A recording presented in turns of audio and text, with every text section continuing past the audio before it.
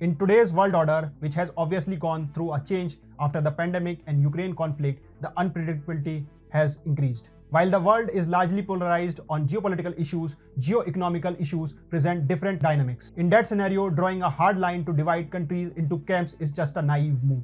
The analysis of permeability is always necessary, and the relationship between India and France are no different from that. Namaste and welcome to TFI Post. I'm your host Piyush Gupta. Let's begin.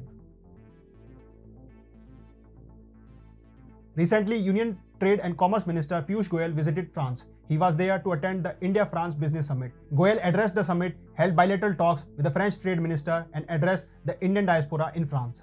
During the summit and CEO's roundtable, Goyal pitched India's economic progress for investment to India. He stated that huge delta of opportunities are there in India and that we are on the largest consumers of goods and services. He went on to say that exports of goods and services are growing by over 50% and the country hopes to continue this growth trajectory. It hopes to see our exports of goods and services triple from $765 billion to $2 trillion by 2030. The facts are mesmerizing, and the way India is pursuing its economic policy is actually commendable. Countries across the world are looking for opportunities to invest in India.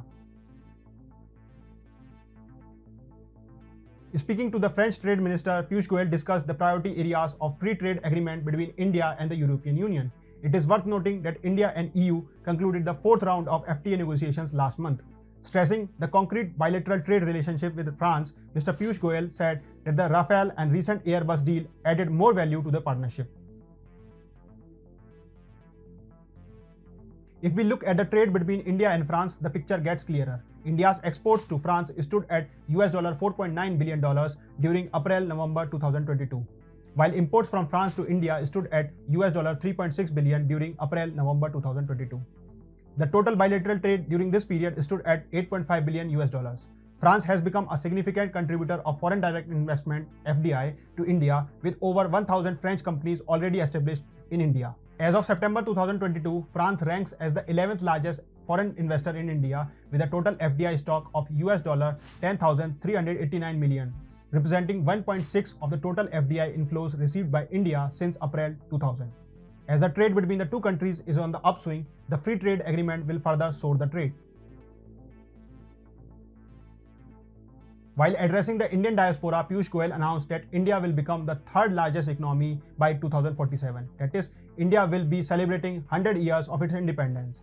The aim is big, as it will require a 10-fold increase in GDP within 24 years. Citing India's export performance of $750 billion in 75 years, Goyal opined that India's trade trajectory is on the rise. Apart from that, he also emphasized India's role as a global pharmacy. Goyal expressed India's dedication to its alliance with France and urged the Indian diaspora to play a significant role in advancing this partnership. Currently, India is garnering investment from across the world. It becomes more significant during this time when the world is going through an economic slowdown. Countries across the world are dealing with economic headwinds that have resulted in inflation and unemployment, among others. On the other hand, India is also facing the heat but has still managed to hover over the tides. So seeking investment and solidifying Indian trade with the world today is going to fructify tomorrow when economic progress will be back on track. At that time, Indian trade and subsequently the Indian economy will bounce back to achieve a new benchmark. So these bilateral and multilateral summits and an approach to attractive investment have a twofold impact. On one hand, they contribute to getting global economic progress back to track, and on the other, they create a foundational framework for future trade and investment. There are concerns that France had earlier tried to sabotage India's G20 presidency when it refused to sign a communique unless Russia was condemned for its ongoing conflict. How can a country be trusted when it and its allies try to impose their problems on others and compromise their concerns? But as I previously said, the current world order is not simple enough to be bifurcated into camps. The geopolitical realities are different from the geo-economic practicalities. This can be understood by the recent visit of the French President Emmanuel Macron to China. Despite knowing the fact that China is the biggest competitor and rival of the Western camp and is often considered as the supporter of Russia, Macron discussed increasing bilateral trade with Beijing.